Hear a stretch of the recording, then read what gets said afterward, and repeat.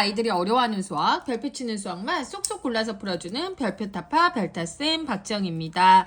자, 구독자님께서요, 규칙과 대응 5학년 1학기 3단원에서 아이가 식 세우는 걸 좀 어려워해요 하고 문의를 주셨어요. 그래서 오늘은 제가 규칙과 대응에서 심화 문제 부분에서 식 세우는 거 어떻게 하면 아이들이 쉽게 할 수 있는지 같이 이야기 드리도록 하겠습니다. 자, 세모와 이응 사이의 대응 관계, 그리고 동그라미와 이거의 대응 관계를 나타내는 표예요. 이거 같은 경우는 관계가 두 번이 있는 거죠. 그랬을 때 세모가 15일 때 동그라미는 얼마인지 구하세요. 이런 문제예요.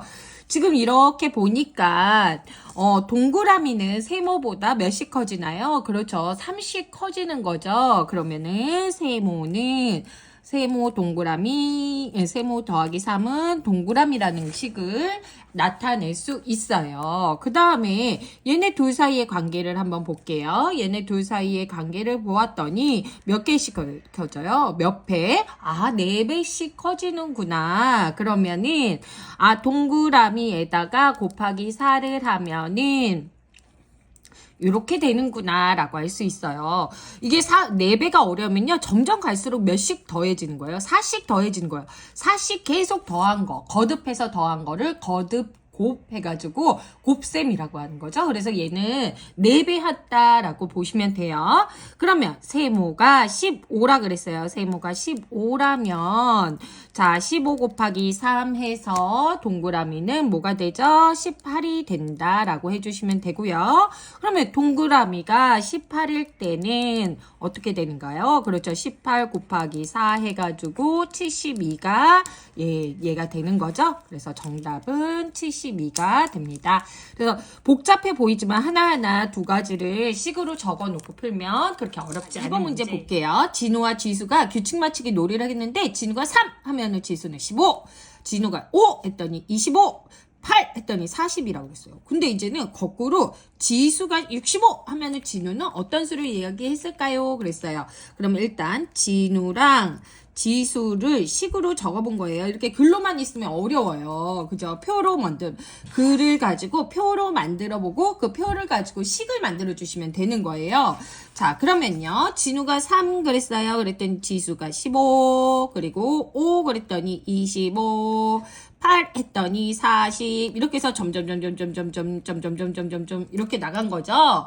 그러면 얘네 둘의 관계는 어떤 배수의 관계가 있어요? 그렇죠. 5배를 한 거죠. 만약에 진우가 네모라고 했을 때 지수는 세모. 요거를 여기 옆에다 적어 주셔야 돼요. 그래야지 아이들이 잊어버리지 않아요. 네모 곱하기 5 한 게 세모예요 라고 해줄 수 있어요. 그죠?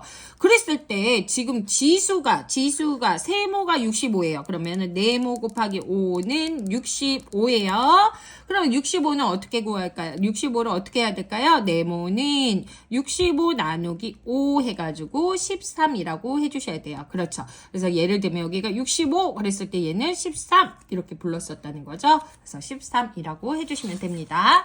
자, 아이들이요. 시각과 시간 단원 어려워하면서 이제 5학년에 여기 나와도 또 이제는 시간만 보면 어려워하는 친구들 많이 있어요. 자, 어떤 게 빠른지 어떤 게 늦은지 그거를 잘 보셔야 되고요. 자, 서울이랑 마드리드의 시각 사이의 관계를 나타낸 거예요. 표를 완성하고 마드리드 12월 9일 7시일 때, 오후 7시일 때 서울은 몇 월, 며칠, 오전 몇 시니? 라고 물어봤어요.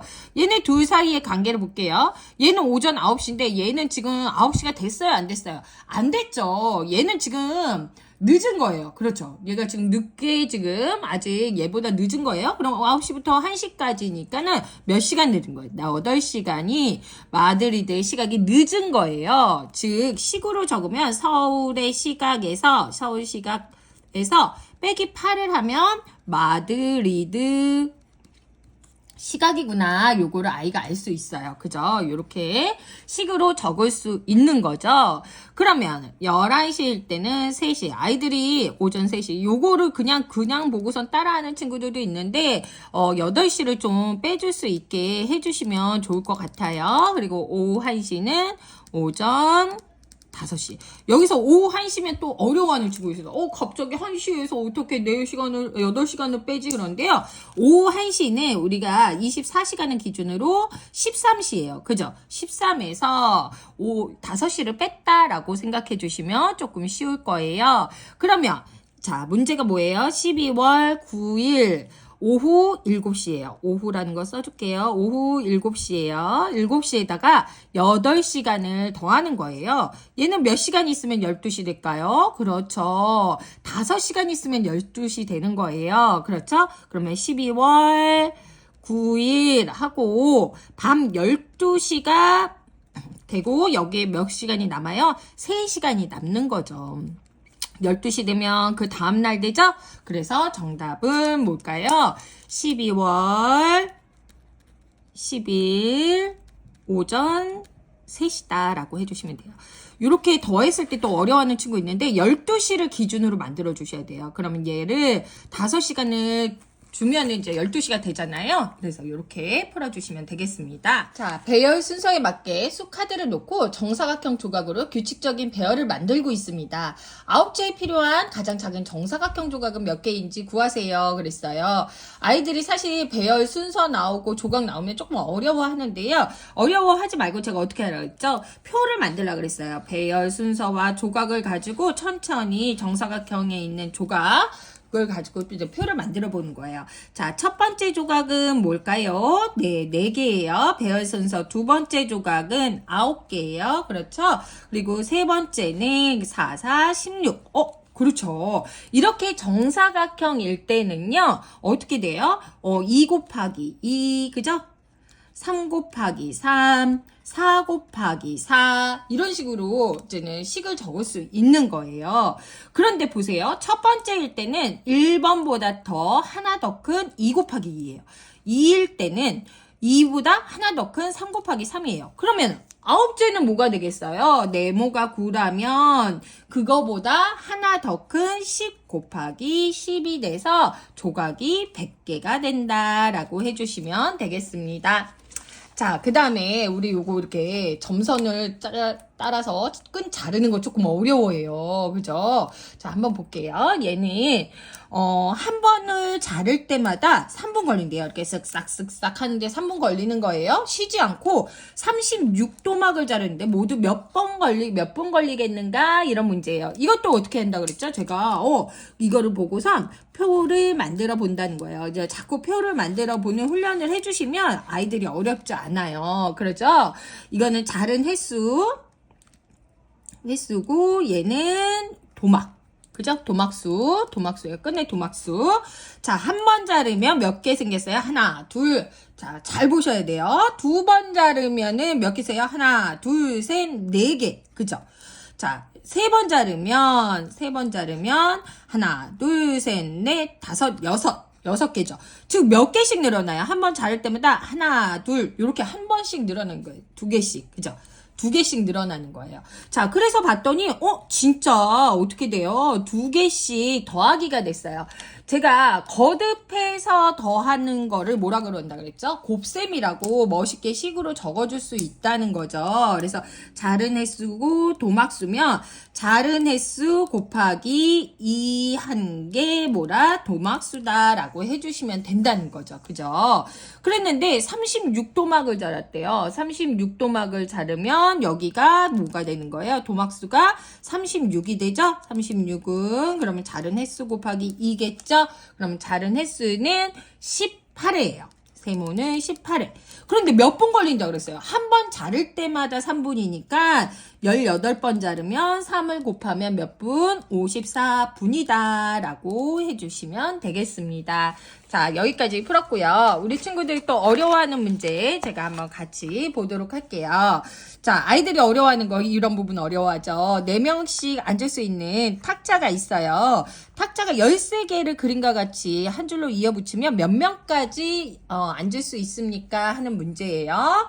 자, 보시면요. 얘는 지금 탁자가 하나 있고 얘가 의자수예요. 그러면 선생님 뭐 하라 그랬죠? 그렇죠. 표 만들어요. 그랬어요. 잘 모르겠어 나는. 그러면은 여기에 탁자 수를 써주시고 그리고 사람 수.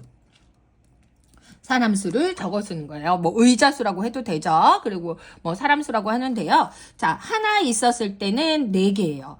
자, 그럼 2개 있었을 때 내가 흐름을 봐야 돼요. 2개가 늘어난 거예요. 그죠? 2개가 얘는 그대로고 2개가 늘어났다는 느낌이 있어야 돼요.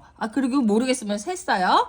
그러면 3개 있으면 8개 되겠구나. 이런 식으로 진행이 되겠죠. 자, 흐름을 봤더니 몇 개씩 더하기 2죠. 더하기 2씩 계속 늘어나는 거를 제가 뭐라 그랬어요? 곱하기 2라고 한다고 그랬어요. 그러면요, 선생님, 곱하기 2라고 식을 적으려고 그랬더니요, 이 1은 2고, 이 2는 4, 이 3은 6이어야 되는데요?